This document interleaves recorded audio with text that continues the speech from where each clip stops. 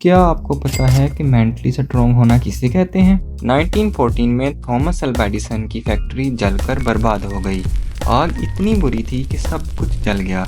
इन्हें $23 मिलियन का नुकसान हुआ और एक प्रोटोटाइप जिस पर वो सालों से काम कर रहे थे वो भी खत्म हो गया। फिर पता है कि उन्होंने कैसे रिएक्ट किया?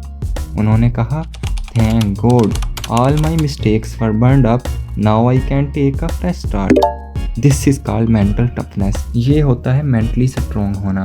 बट स्टार्ट से ही कोई मेंटली स्ट्रॉन्ग नहीं होता। जिस तरह जिस्मानी वर्जिश आपको जिस्मानी तौर पर स्ट्रॉन्ग करती है, इसी तरह कुछ हैबिट्स होती हैं जो आपको मेंटली स्ट्रॉन्ग बनाती हैं। आज हम जानेंगे कि वो कौन सी आदत है जो एक इंसान को मेंटली स्ट्रॉन्ग बनाती हैं। Let's start the video. Number 1, embarrassing change. क्या आपको पता है कि ईगल एक वाहिद वो परिंदा है जो 70 से 90 साल तक ज़िंदा रहता है, पर इसे इस उम्र तक ज़िंदा रहने के लिए एक मुश्किल डिसीजन लेना पड़ता है, क्योंकि 40 साल ज़िंदा रहने के बाद इसके पंजे इस लायक नहीं रहते कि इससे शिकार किया जाए। पंजे कमज़ोर और लचकदार बन जाते हैं, पंख मोटे हो जाते हैं और चोंच कमज़ोर हो जाती है। यहाँ पर हर ईगल के पास 2 ऑप्शन होते हैं। पहला, वो इसी तरह मर जाए, या दूसरा कि वो एक पेनफुल चेंज को एक्सेप्ट करे। ये प्रोसेस हर ईगल की ज़िंदगी में 150 दिनों का होता है और इसके लिए एक ईगल को किसी पहाड़ की चोटी पर जाकर बैठ जाना होता है और अपनी चोंच को उस वक्त तक पत्थर पर मारना होता है जब तक कि वो टूट ना जाए। फिर जब वो चोंच टूट जाती है तो ईगल नई चोंच आने का इंतज़ार करता है। जब नई चोंच आ जाती है तो वो मजबूत और नुकीली होती है, तो वो उस चोंच से अपने पंजे उखाड़ देता है। फिर इंतज़ार करता है नए पंजे आने का। जब मजबूत नए पंजे आ जाते हैं तो वो उन पंजों से अपने पुराने और मोटे पंख भी उखाड़ के फेंक देता है और फिर इंतज़ार करता है नए पंख आने के। इस तरह 150 दिनों बाद वो एक ओल्ड ईगल से एक न्यू ईगल बन जाता है और अपनी ज़िंदगी के अगले 40 साल जीने के लिए तैयार हो जाता है। इसीलिए embracing a painful change is only way to success.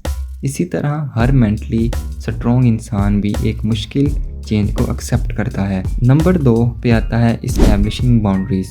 क्या आपके साथ भी कभी ऐसा हुआ है कि आप किसी को मना नहीं कर पाते किसी काम से, या अगर आप किसी के कहे काम को करते हैं जिसकी वजह से आपका पूरा शेड्यूल दिन का ख़राब हो जाता है और बाद में आपको पछतावा होता है कि काश आप वो काम ना करते।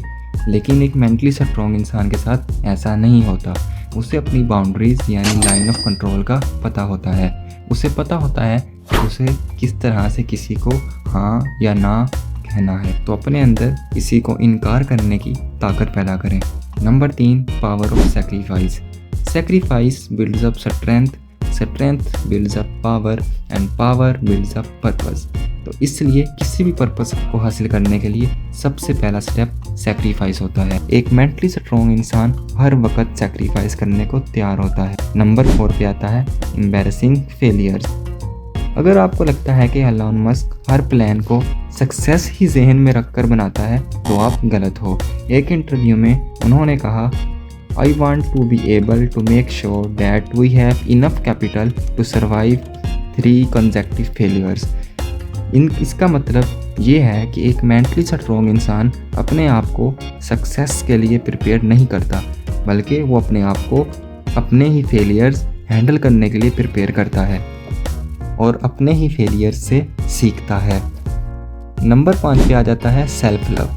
अगर आप खुद से मोहब्बत नहीं करते तो आप खुद से सिंसियर नहीं हैं। आप जैसे भी हैं खुद को एक्सेप्ट करें और ज़िंदगी की मुश्किलात से लड़ना सीखें, भागना नहीं। सेल्फ कॉन्फिडेंस ही वो चीज़ होती है जो किसी भी तरह की स्किल्स या किसी भी तरह की मुश्किलात पर भारी आ सकती है। तो ये थी नाज़रीन वो 5 हैबिट्स जो मेंटली स्ट्रॉन्ग लोगों में देखी जाती हैं। अगर आपको वीडियो पसंद आई तो आप चैनल को सब्सक्राइब करें और वीडियो को लाइक करें। शुक्रिया।